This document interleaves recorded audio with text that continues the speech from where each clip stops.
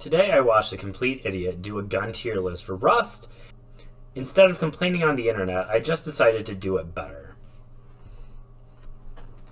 We're going to start with the F tier. These are weapons that can kill you, but I just recommend using anything else if you can.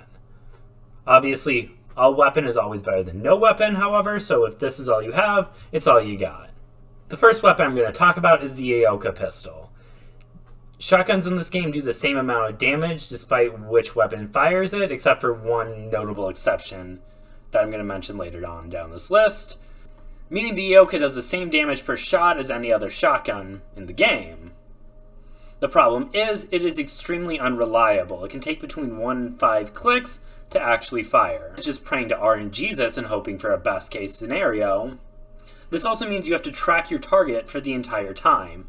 If you manage to track them for clicks 1, 2, 4, and 5, but it fires on 3, then you missed your shot. Next, we're going to discuss the flamethrower. This is also just not a really good weapon for PvP. It's great for raiding things. It can burn down wooden structures quite quickly, but to be used effectively in combat, you have to be standing right on top of somebody, spraying them with fire, and hoping they conveniently just stand there and wait for it. I'm also going to place in the melee weapons here. Melee as a whole just isn't very effective in Rust. It can work. We've all done it. I've had those great moments where I beat a geared kid by swinging my salvage pickaxe, but realistically, you just can't depend on it, and I would go for something else if you have the option. I always just save up until I have the cloth for a bow instead of crafting a spear, because I'm better off for it. And if you're throwing your melee weapons, now you don't have a weapon and your opponent does. It doesn't sound like a great outcome to me. The final thing I'm going to mention, I'm not sure if I want to put this in the D or the F tier. I'm going to put it in the F tier overall, but we could make an argument for bumping it up into the D tier. And this is going to be the compound bow.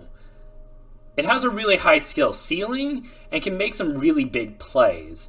Unfortunately, if you do miss your shot, there's a very long time before you can generate a full charge second shot. Notably, however, a minimum charge shot takes the same amount of time to generate and does the same damage as the hunting bow. So in a pinch, just quickly firing off arrows on the move will give you a makeshift hunting bow. Next, we're going to move up to the D tier. These are all weapons that can kill you, but they are lacking a little bit of damage, meaning you're most likely going to have to reload or switch weapons. The king of this is going to be the crossbow. It has dramatically higher damage than the hunting bow counterpart, but with a really long reload time. This means if you're using this weapon, you either are going to have to wait until the arrow is loaded back in, or switch to another weapon, either the hunting bow or one of the other weapons mentioned in this tier as a sidearm. We can't really discuss crossbow sidearms without mentioning the nail gun. This is a critically underrated weapon. While it may do the least amount of damage per second of any of the firearms, and many people don't even consider it a firearm, it has a very fast swap speed, meaning when you switch from, say, the crossbow to this weapon is a very short amount of time. It also has a really high fire rate, meaning you can take this weapon out and deal damage with it in a very short amount of time. It lacks the damage to full-on kill a lot of geared players, but being able to get some damage out on an already damaged opponent is where this weapon really shines. It's also a default blueprint, which means you always have access to it, so even if you're prim locked, you have a really good weapon combo. If you're not a fan of the nail gun, the revolver fills a similar role. It's the only handgun in the game, including the nail gun, with a decreased fire rate. All of the other handguns have a rate of 400 rounds per minute. This one does a little lower. But what you do get is baby's first gun. Like the other weapons of this tier, can struggle to take out geared players with a little bit of damage fall off. You need 7 shots to take out a fully geared player, only having 8 in the magazine. You're gonna really struggle to land all of those shots consecutively. It can be done, but it's not great. A critically overrated weapon is the semi-automatic pistol or the P250. In reality, this is a slightly buffed revolver. You get an additional 2 shots. You also get an additional 5 damage per bullet. And it takes away the fire rate penalty, so you have that same 400 rounds per minute like all of the other pistols. The last weapon we're going to discuss in the D tier is going to be the water pipe shotgun. Now this gun can mess you up. Like I said, all shotgun shells do the same amount of damage, with one notable exception. The problem is, for gear players specifically, you're likely going to need a second shot. The water pipe just simply doesn't offer it to you. Moving up to the C tier, these are very strong weapons that can take out better geared players. They all have considerable pros and cons. There are things that they're good at, and there are weaknesses that they need to overcome. The first we're going to talk about is the hunting bow. Notably ranked considerably higher than the other bows, this has a really high skill ceiling, and it's also the first weapon you have access to. If you get really good with this weapon, you can reliably take out players using weapons in the same tier. Notably, players with better weapons are going to have a much better shot at dealing with you, however, but being able to spawn on the beach, immediately craft a weapon, and take out a player with a good gear set can be a very valuable skill to have, and you should definitely practice with this weapon. The next weapon I'm going to discuss is the Python. It has a fire rate of 400 and has a damage above 50, meaning within 25 meters you can one-tap somebody without a helmet and two-tap somebody with a face mask. It notably only has 6 shots though, so while it can do near AK levels of DPS, you can't do it for very long. And if you miss 1 or 2 shots, the fight is pretty much over. We're also going to discuss the double barrel shotgun. This has all of the pros of the water pipe of being able to instantly kill or nearly kill most opponents, but with the benefit of being able to do it again and do it very quickly. Meaning if you get close to somebody, they're done for. There's not really a lot of counterplay to a double barrel right in your face. Next we're going to talk about the Thompson.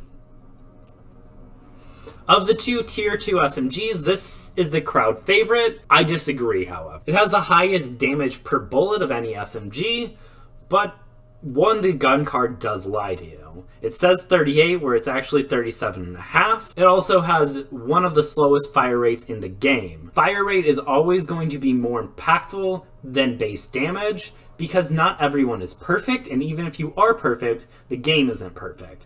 If you miss a shot, or if there's a projectile invalid, being able to get another shot on target quicker will be the difference between winning a fight and losing a fight. This also has pretty decent range, but after a certain distance it gets pretty hard to actually land your shots on target. Of course it can be done if you practice with it. You can become deadly with this gun, but range is definitely a limiting factor. The custom more so. It has a shorter range and similar DPS, but the custom has the fastest fire rate in the game, meaning when things go wrong and when you are imperfect, you get more chances to fix it than with any other gun that you have access to. The B tier is primarily going to consist of weapons that are really, really good at 1 or 2 things, but very, very, very bad at anything else. The first 2 weapons we're going to discuss are going to be the L96, which is my personal favorite weapon in the game, and the bolt-action rifle.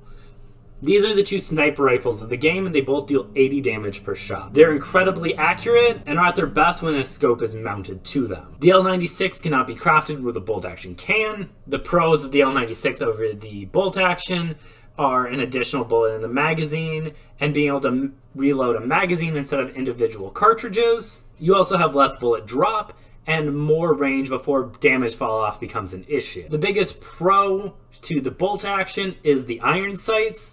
Most people prefer the very accurate iron sights of the bolt action to the L96.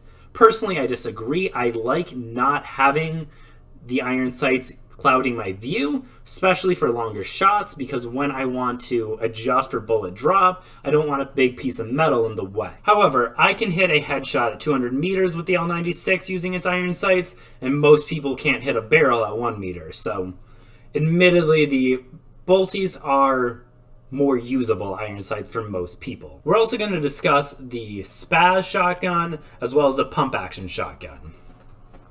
These are incredible at point blank range, and they can both have slugs slotted in to be used at longer range. The Spaz has considerably better fire rate, however, it has a damage nerf with the slugs. The reason being is that, well, it would be absolutely horrifying for a gun that fires that quickly to be launching 80 damage projectiles. I'm also going to place the SAR in this category. The SAR is arguably the best tier 2 weapon that you can get your hands on, and it's a good all-around tool. There's nothing the SAR is bad at. Point blank range and somebody's in your face, spray them down with a SAR. Medium range, spray them down with a SAR. Long range, spray them down with a SAR. Slap a scope on it, spray him down with a star. It can do everything, and it can do it pretty well, but it lacks the damage and the fire rate of anything in the A tier, and I just didn't feel comfortable enough putting it in. I felt like it diminished the tier, and it was a better fit in the B tier. Next, we're going to talk about A tier, and these are going to be good all-around weapons, and there's something that you would feel comfortable roaming with late game with full metal armor. The first thing I'm going to discuss is the AK.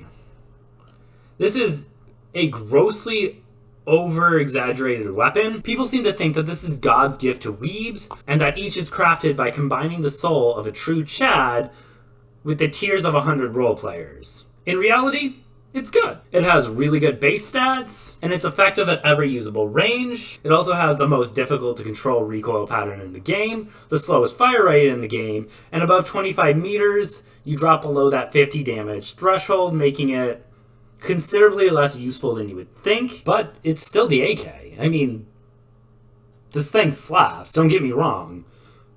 It's just not as good as everyone says. We're also going to talk about the LR. This thing is arguably a straight upgrade to the AK. Between 25 and 80 meters, they take the same number of shots to kill. The recoil pattern is something that the average player can handle the first time firing the weapon. And beyond that 80 meter threshold, I'd rather deal with the recoil of the LR and land one more bullet than deal with the recoil of the AK and land one less. It also has a considerably higher fire rate, which dramatically rises the skill floor, covering up for the mistakes the player makes. Since we're talking about the AK and the LR, I feel it's best to round out the holy trinity of damage with the MP5. The MP5 lacks a little bit in range, but it makes up for it with a comparable DPS to the other two rifles that we just discussed, combined with the fastest fire rate in the game tied with the custom. The recoil pattern is, depending on who you ask, just as hard, harder, or nearly as hard as the AK. For me personally, I find the MP5 considerably easier than the AK's recoil, but I've heard a lot of people say it's the opposite. So if it's a recoil pattern that you like, this can be a really good weapon for you. If it's one that you struggle a lot with, the AK might be a better gun to craft. Notably, however, the first couple shots have no side-to-side motion and a pretty gentle vertical rise. This means even if you cannot handle the recoil pattern of this weapon at all, by burst firing 3 or 4 shots at a time, you really don't have to. Next, we're going to discuss the M39. This has the same base damage as the AK at 50. It has a considerably better range. It is semi-automatic, but it fires at 400 rounds per minute compared to the AK's 450. So nearly identical DPS without the ridiculous recoil, and it can be used as a makeshift sniper rifle. It has 20 rounds instead of the AK's 30, so all around, this thing hits well above its weight class. If you can get your hands on one, it's a damn good weapon to have at your side. The last weapon I'm going to discuss in this tier is going to be the M92 pistol. The M92 pistol can fire at the 400 rounds per minute, doing 45 damage per shot, giving it a similar DPS to the holy trinity of damage and everything else in this tier. It also has a deep magazine pull of 15 shots, meaning you can afford to miss a couple and still take out your target. It's also accurate at longer ranges, however, it has a very, very bad weapon bloom, meaning your first shot at range is accurate, but additional shots become less and less accurate. At point blank range, it's not really a problem, but if you're trying to spray somebody down at a long range, you're going to run into some issues. For that reason, I almost bumped it down to a B tier, but I think it just does enough damage to keep it in an A tier. No, I'm going to bump it down, actually. I am bumping it down to a B tier. Next, we're going to discuss the S tier. These are weapons that are, well, they're broken. Versus any of the weapons in this category, you can expect to punch up a little bit, and you can expect to lose a fight to somebody who outplays you using a weapon that's a little worse. Unless it's one of these S tier weapons. The first, and arguably the most broken, is the rocket launcher, where it can be used for blocking off caves with incendiary rockets, and it can be used for raiding. But rocket PvP is absolutely horrifying. There's a real stigma around rocket PvP, and people don't like when other people do it, but there's a really good reason why everyone hates it. And that's because a high velocity rocket can take out an entire team before they realize they're in a firefight. It's also a tier 2 weapon that fires tier 2 ammo, meaning you can unlock it around the same time that you can get your hands on the SAR or the custom and Thompson. It can also take out minicopters, cars, and anything else you can think of to try and avoid combat. The grenade launcher is basically rocket PvP, with a little bit more utility. The high explosive rounds function very similar to a high velocity rocket, taking out an entire team of players in a moment. It is a lot harder to track boats and minicopters with it, however, and unlike the rocket launcher, it can't be crafted. But you can also swap in shotgun shells, which I'd argue are the least effective thing you can do with it, and you can also launch smoke grenades across the map. This can be devastating to have on either side of a raid. If you're planning on raiding a base while they're online, launching a couple smoke grenades can really stop them from firing back, and if people are pushing into you, putting a smoke grenade down will make them reconsider that decision. And finally, we're going to discuss the M249. For reference, it has the same fire rate as the LR, and its damage is more than a silenced bolt action. Just let that sink in for a second. It fires rounds more damaging than anything other than a sniper rifle at an obnoxious fire rate. It also has nearly no side-to-side movement recoil pattern. This means as long as you can pull down on the mouse at the same time that the screen moves up, you can shred through entire teams. Damage fall-off also stops occurring after you're down to 80% damage. 80% of this weapon's damage is 52 damage, meaning at any range you can one-shot somebody without a helmet, and you can 4-tap somebody in the chest. If that's not scary enough, weapons like the LR and the AK are considered to have deep magazine pulls because they hold 30 rounds. This holds 100. Needless to say, if you're in a firefight and you're holding an M249 and you lose, it's because you messed up. And if you're fighting somebody who has an M249, the only way you win that fight is hoping for them to mess up. Thankfully, these weapons are quite rare and you don't run into them all that often, but when you do, it really, really puts a damper on things.